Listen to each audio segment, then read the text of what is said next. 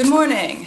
I'm Heike Heyman with IdeaShare Business Coaching, and with the Informed Entrepreneur, we are currently interviewing successful business owners in Anne Arundel County.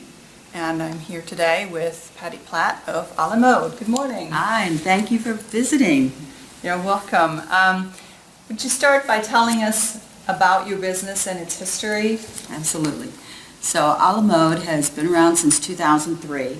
We started as a brick and mortar store in downtown Annapolis. And we were there for about 7 years and then decided that we were going to move over to this location now at the Annapolis Town Center. And we've been here since 2010. Fantastic. And you had mentioned that one of the reasons you were moving was space, but also other aspects that you needed to take care of on behalf of your customer, like Yes. parking. Yeah, so when we first were downtown Annapolis, it was wonderful, and we had a little store, and the wonderful thing was we started to grow. Mm-hmm. And we're an intimates store. We sell bras is our main business, and we found that we only had 2 dressing rooms at that point, so we were always filled up, and so we needed more space. But we were also listening to our customers, and they were having some problems with parking. And we also found we couldn't stay open longer in downtown. Sometimes things closed a little early for us. And we started looking around to see, for our business, where a better fit would be. And we came upon the Annapolis Town Center. And we were looking, and there were a lot of women's dresses and fashion here. And we thought that would be a wonderful fit. Mm-hmm. We started canvassing some of our customers, actually, and took a poll. And the parking's wonderful, and so we decided to move here. And we have a wonderful space, and we have 5 dressing rooms. Oh, fantastic. And so market research is important when you're looking for a new location. And you had mentioned you worked with a commercial realtor, which is just as important as working with a residential realtor when it comes to new locations. Now, we talked a bit earlier about the fact that you have a business partner, and you have your son helping you in the business. Can you address that? So I actually have 2 other partners. One is a silent partner and a good friend, and we decided we wanted to open a business together. And then we found that we, I don't want to say we're dinosaurs in the computer end, but we thought that we needed a little bit more expertise in the computer end because we wanted to do web sales as well. So my son is actually in that business, so we nicely pulled him in, so he's our 3rd partner. So he does our website, and he also does our payroll and accounting, and we call it the back end of the shop. Mm-hmm. My partner, who's a silent partner, she may be silent that she doesn't come in the store, but she's far from that. It's always nice to have another person, whether it's a partner, a friend, especially a business coach that you can pass around ideas with, especially that isn't in the thick of everything, and they can look at it with fresh eyes. Yes, that outside perspective is certainly helpful, regardless of what profession you're in. Future plans. You had talked about possibly another location. What's going to happen on those? I think what's nice for business, especially business is like your baby, and you want it to grow, and you want it to do well, and you know. But the other, you want it to stay fresh, and you want it to stay current, and so that's always the little bit hard part when you look at what's going on the web. Mm-hmm. We have to compete with things like Amazon. Right. We have to compete with trying to figure out how to get people into our retail brick and mortar store. So one of the things you need to do is, whether it's looking for another location, which is why we were looking on the web, we thought maybe web sales could help along with the retail. But at the same time, you can look at whether or not you want a 2nd or 3rd location. We've talked about those things, whether we just wanted to grow at another location or a 2nd location or in a different state. But I'm sorry, my mind had jumped somewhere else, because as I was talking about Amazon, I was actually thinking for those, especially listening, they're in business, that those are some of the things that you need to think about is things like how business is changing and how you're going to work within that. those changes. Right, it's never static. Mhm. Exactly. So you mentioned also earlier that you have alliances with other people in your specific niche, like Nordstrom's. If you wouldn't mind sharing how that works for all parties involved. So one of the things that we feel is successful in our business is the intimates department. And as I talked about, how you make sure that you're different from, how do I make sure that I'm different from Nordstrom's or any other store that's carrying intimates? So one of the things I think as a business, you have to figure out what you do and what you do well. What sets you apart from someone else? Because, as I said, customers can go anywhere today. They can, shop from home. They can go to the mall. They can search out a lot of different businesses that do what you do. So to decide why we're different, one of the things that we feel that we do better is exceptional customer service. I have 9 staff here, some part-time and some full-time. But it takes a lot of training, and we give them great education and training, and we feel that we do excellent customer service. And one of the ways we do that is we reach out to other stores in the area that do what we do. In Nordstrom's, they have an intimates department, and a lot of the stores they do, actually, Penny's, and any major store, actually. And then there's some that also do intimates that are a larger department store, Soma.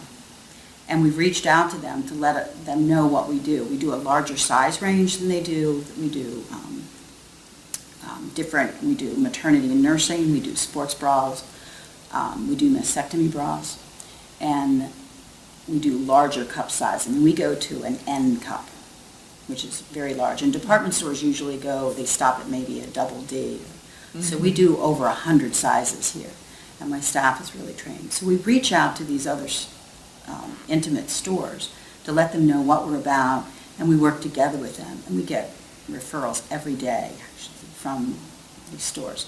So I would say to businesses, reach out to others, whether it's others doing the same that you do, and then tell them maybe how you're different and how they could send people to you, or you could work together. Right. Or things that are where you can help that business. We work with bridal shops, we work with dressmakers, and we work with sports centers and even sports therapy, where women are coming in with physical problems. And a lot of times it's actually their intimates, the bra that they're wearing is the wrong size.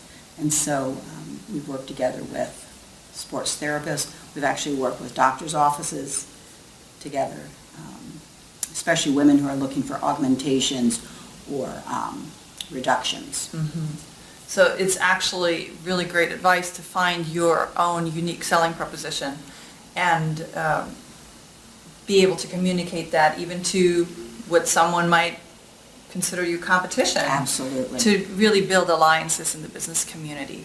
And then also in the non-business community, you mentioned healthcare and how important that is in women's health, but also for your business specifically as a referral source. Always try to think outside the box. Right.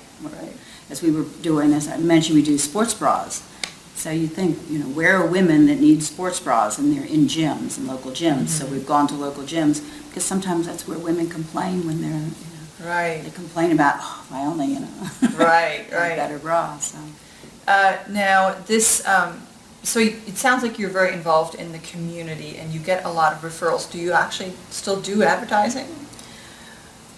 With advertising, it's very tricky.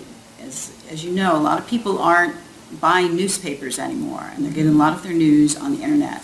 So we've actually gone and used Facebook a lot. People are using Facebook. And we do target advertising in newspapers, but not as much as we had done. We've done radio. I noticed that was a little different, and we tried that for a while. So sometimes it's the season that you're looking at. A month might be different than just advertising. So Right. it's a lot of money in advertising. So I would always suggest to a business to really understand what it is that you're looking for, who your audience is, and maybe the time of the year, the season that you want to drive that. Now, another thing I wanted to talk about is you are in a large retail complex here as opposed to just a retail street or a retail shop among restaurants. Are there benefits to a business owner of being in a complex like this in terms of maybe community events or the complex itself pulling in traffic? So this complex, I think, does a really nice job. On Friday nights in the summer, they start, I think, in April, and it runs through early fall. They do a Friday night concert series. They also have a very active retail association within all the shop owners, so we meet once a month. And part of the dollars that you pay in your rent goes and works all together. It's like in a big pot. And so that's what helps pay for the Friday night concert series. They have different events, tree lighting, and they also have a lot of local events that will come in. We'll do blood banks that come in. They even do everything from pet rescue to Red Cross is in. There's a lot of local events. We do a fashion evening, usually in the fall, and all the stores participate in that, and the money goes to our local charities. That's a great event. Fantastic. What's nice here is when they bring all the people, whether it's the lighting or the Friday night concerts, we also have the ability to go out and hand Right. things out, information out that will drive those people back into your businesses. Yes, in addition to your store frontage and the sign you have out front with a very interesting statistic. Yes, yes. 8 out of 10 women are wearing the wrong size bra, and it's actually true, we find. Very important to fix that. Any other advice you picked up along the way from being an employee to becoming a business owner that would help other business owners in the area? One of the things that, this may be very little for a business owner, but if you're going into a space, especially if it's not your space and you're renting, don't put as much money into it. We actually learned that at our first location. I think if I looked back, I would not have done some of the things in somebody else's building. I would have done what I needed to make sure it looked nice and to do those things. We did that in this location. And the other is you can always work together with the person that you're going to get the facility from. And I got that great advice from going to SCORE, actually, when I was moving, and I asked them for advice. And so they helped me talk with the person that we were renting from, the town center, to be able to get the best deal. And especially in renovations and fixing the area up before you move in. So I would always tell a business owner to really work together with a person before you go in. Don't put a lot of your own money into it. Very nice. Fantastic. Thank you so much for sharing all this valuable information with us. We really appreciate you helping with the Informed Entrepreneur. Thank you. It's a pleasure meeting with you.